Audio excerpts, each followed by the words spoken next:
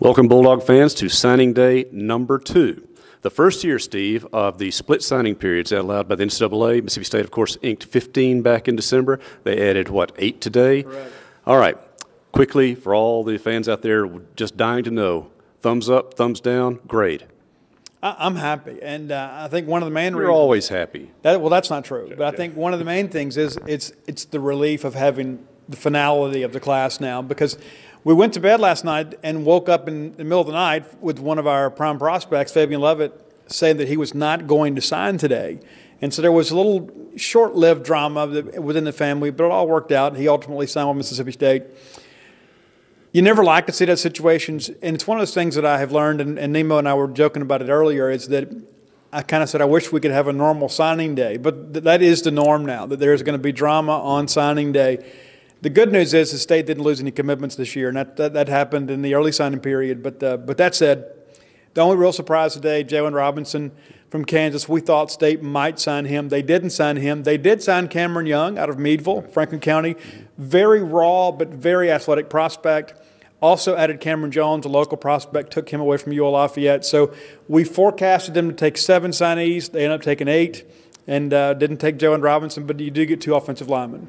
Yeah, let's talk about that, because towards the end of his talk today, we just had a chance to speak with Coach Joe Moorhead about the overall signing class, and mostly generalities, but he did address each player. But any position he spoke on in particular was the offensive line, because he was asked about that, because it's a subject of great angst, we should say, in the fan base out there. I think they're overlooking how many returning linemen there are for 2019 and 2020.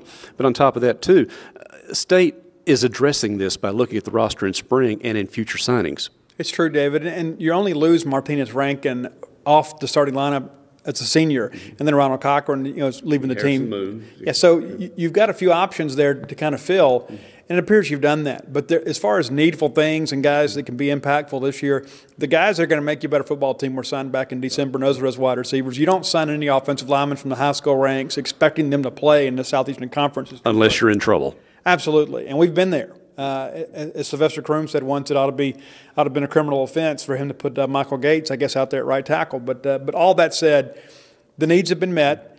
The skill positions were signed back in December. Feel really good about that. Today was really more about defense. You had some offensive linemen, some defensive backs, Aaron Brule, Jalen Reed, Fabian Lovett kind of highlight today. And that's a big win for Mississippi State, because there were a lot of people that really felt like Ole Miss had a real opportunity to flip Fabian Lovett.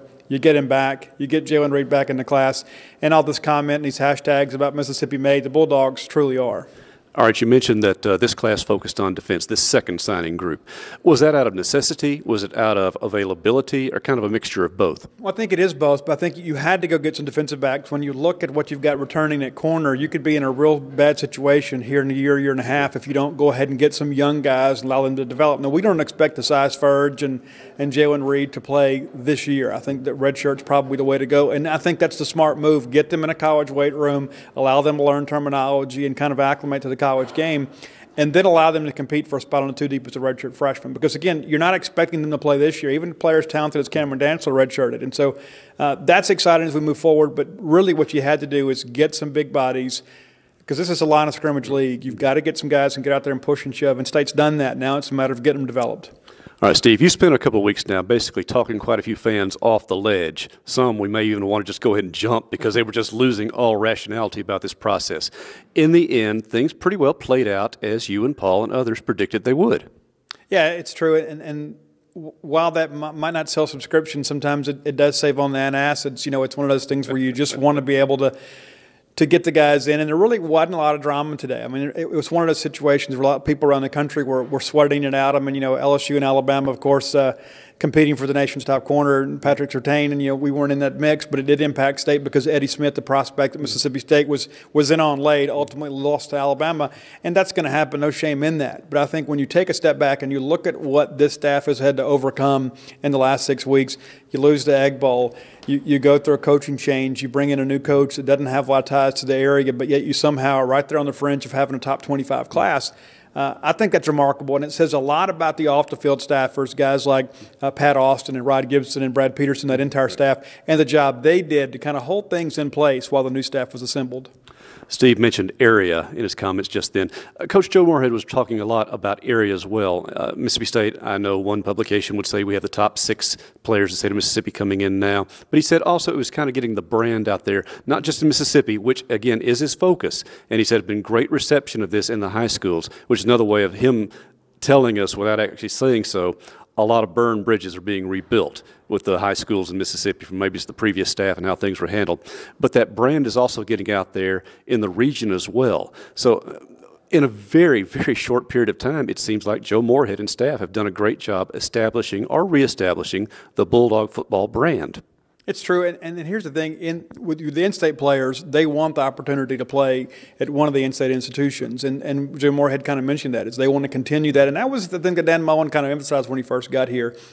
With the in-state crop next year, it's smart to really emphasize in-state prospects. But one of the most important things that needed to happen during this contact period is Mississippi State needed to get some guys with a maroon and white shirt into these high schools to shake hands and slap backs and just kind of have some moments to kind of reconnect with some coaches, even if they didn't have a prospect or not for this particular class. It was important to get somebody out there kind of carrying the flag for the maroon and white, and that's happened. And I think we can feel good about kind of where things stand right now. And I think everybody in the building is taking a big sigh of relief because this is a quality class, and it could have absolutely gone the other way. But you've got some guys that have come in and worked exceptionally hard and done a great job for the Bulldogs. And a class thrown together on very short notice. Yes, he was able to cash in on what Dan Mullen and previous staff had committed. In most cases, they stuck with it. Excellent job by both staffs in that regard. But it was a very short process. Now, his first full recruiting year is underway. I know they've revised the schedule with off-season camps, visits, things like that. We did talk briefly today about what he expects to do next year, and he was pretty straightforward in what the 2018-19 signing class will include, which is? He wants to sign a full class. I mean, basically a full team minus a tight end or so. He said that as the numbers stand today, going to pretty much sign one at every position, and there'll be some other positions where we're short, but we'll have a full 25 to use, and so it makes sense that you go out there and basically sign a full team. Tight ends a little bit overloaded right now. We'll see what happens after the spring evaluation period, and these coaches have had an opportunity to work with these players and see where they are in their own development. But yeah, there are some needs out there, and that's one of the things that'll kind of be fine-tuned over the course of the next few weeks. But I think Joe kind of sees it the way we do, is you got to go out and sign a full team every year. You've got a full 25, and that's what we expect to happen. Something else that you had to like, certainly in your end of the business, when you have more contact with these players, coaches, and families out there, he made a comment that this was their day, not his day as head coach of Mississippi State. It was their day to celebrate what their kids have done, what the high school coaches have done, the families have done, to make these kids ready in position, these young men, I should say, to sign this scholarship, to come to Mississippi State, or other schools for that matter. That says a lot about his idea about this is a life deal for all these people. It's not just getting one or two players in. It's about developing the full person over a long period of time. It's true, David. It's a family thing. It really is. And it's one of those things. It is a celebration for everyone involved, whether it be the staff, the Mississippi State fan base, and the players and their coaching staffs. Nobody gets to this level alone, whether there's going to be some coaches along the way or some parents to get out there and play pitch and catch with you. So it is a collective celebration today, and it's good to see a coach that kind of recognizes that, and as you mentioned, kind of shift the focus away from look at what I've done to look at what these young men have done and what they've accomplished. One piece of news today, Scott Fountain, who had been picked, although I don't think the hiring process was ever finalized, as special teams coach, will remain at the University of Georgia. Moorhead did confirm that and said that it was a family situation, and he could understand that. He said that already candidates are calling, contacting, and he'll be able to pick one as soon as possible when he finds the right one who fits. He has more time to work with that because spring practice does not start until March 20th. And as special teams coach, yes, it's important, but primarily right now, next week, he said, is when the offense and defensive plans for installations will start being scripted for the start of spring ball, so special teams can be added at that point. As far as other news, he said he's still kind of 50-50 on this two-period signing approach, but it seems to have worked well this time, and you certainly think now with him and a full staff and a full year to go at it, Bulldog football recruiting is back on the uptick, Steve. It certainly looks that way, and Dan Mullen's credit them in the last couple of years. They've rolled in some really solid classes, so it's nice to be able to build upon that. And in a transition year, still be right there around top 25, and then next year have an opportunity to take a step forward. And I certainly believe it will happen with Jim Moorhead and his staff, because I certainly believe they're going to put a huge emphasis on recruiting, especially in state. So, signing day is done, the second signing day. For all you recruiting fans, the next one is next December, so they can already start planning. But for us who concentrate on the football end of things, as we said, practice begins on March 20th. We should have a full schedule out soon of what availabilities there are. And, of course, starting next week, Moorhead will make the new assistants and some of the current assistants available for interviews, and we start getting an idea of how they're going to approach the 2018 season. Because, remember, 2018, you've got a well-loaded roster. You brought in, as Steve said, some immediate help at the receiver positions and others. You're looking at a team that has a shot at a title this year.